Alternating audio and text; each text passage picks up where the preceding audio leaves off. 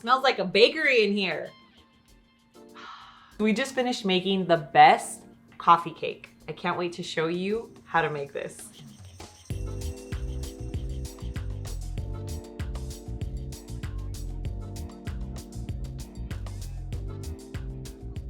Okay, so we're gonna start off with our dry ingredients. So in our bowl, I have our almond flour and some coconut flour here. It's a little section of our coconut flour. We're just gonna pour this right into our mixing bowl. So it's the combination of our coconut flour and almond flour.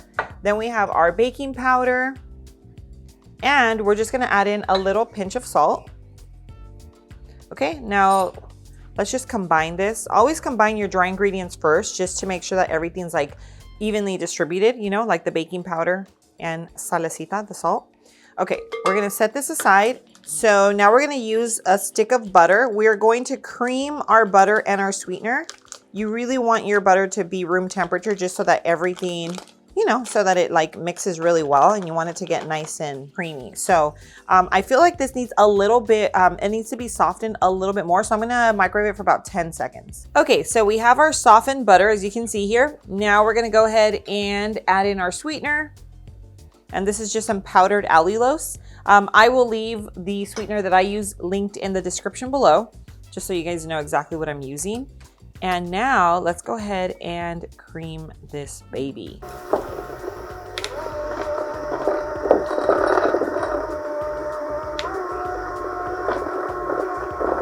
So the goal here when you're creaming your butter and your sweetener is just to get like a pale yellow color, as you can see that. Let's go ahead and add in our eggs. So you can just add in one at a time. Okay, so you can add in one egg at a time to make sure you don't get any eggshells. It's just up to you, what you feel more comfortable with. Okie dokie, and now let's add our vanilla extract. And you can either use a brown sugar substitute. I'm using blackstrap molasses, and this is gonna add to that flavor that you look for from brown sugar. So now let's blend that in.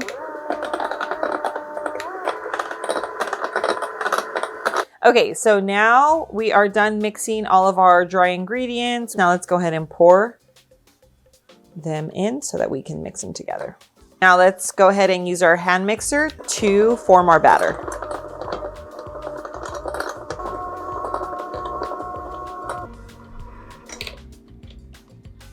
We can't have our coffee cake without a crumb. So we're gonna set our batter aside.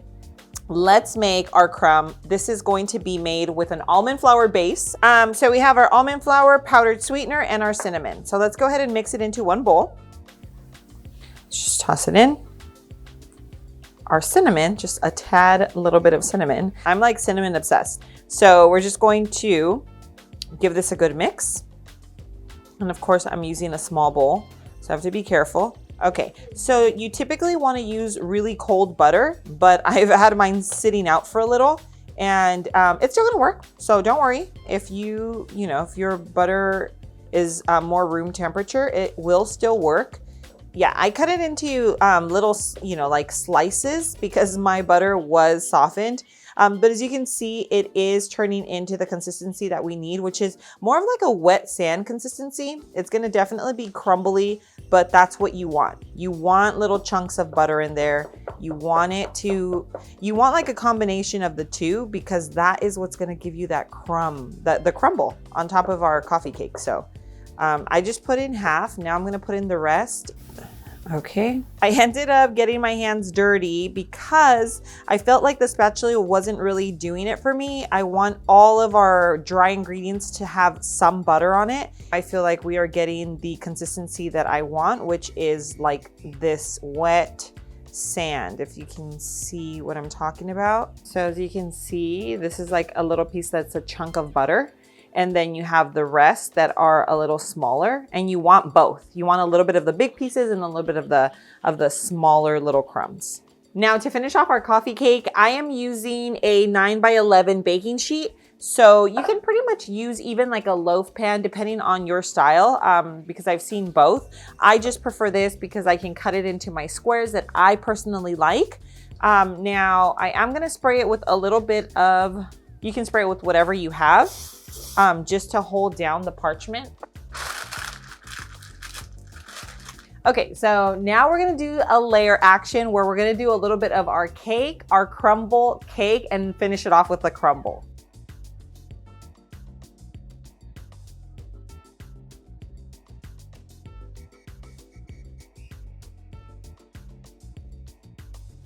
So we have our first layer down, and now let's go ahead and add some of this gorgeous crumble. Look at that, oh my gosh. OMG, OMG, look at it. Okay, now we're going to add the remaining batter. And let's go ahead and spread.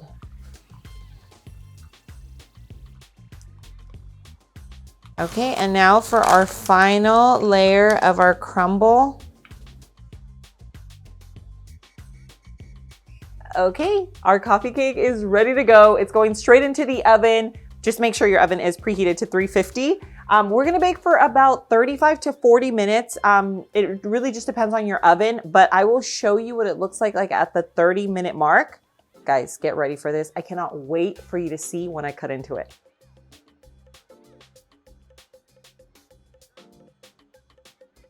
Now we're gonna go ahead and let this cool for about 20 minutes, and then we're gonna cut into it. Okay, so we let our coffee cake cool for about 20 minutes. Now we're gonna go ahead and take it out.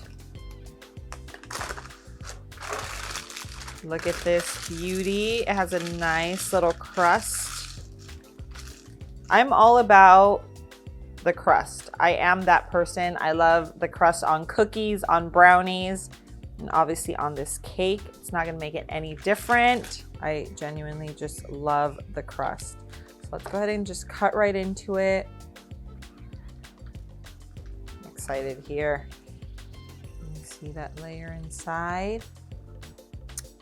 Wow. It's gonna go perfect with my morning coffee. Now time for the taste test. And I left the little crust on, so we're gonna take a bite of the crust. Oh my gosh. Oh my goodness. Amazing. I think the hardest thing when living like a low carb lifestyle, or if you're grain free, gluten free, you know the struggle, right? For me, I'm not only gluten free, but now I'm also sugar free and grain free. So finding a dessert that actually tastes good is not easy. And this tastes amazing. I can't wait. I honestly can't wait for you guys to try it. When you make it, make sure you come back, comment down below, let me know what you think. Let everybody else know how it turned out, because you know, people like to see that reassurance that they should go and make it too. So let everybody know. But I'm gonna leave the recipe in the description below. If you guys like this video, make sure you hit the like button, share the recipe with friends and family that are living a low carb lifestyle, or that you know would just absolutely love this recipe. Thanks again for being here. I love you, and I will see you on my next video. Mwah.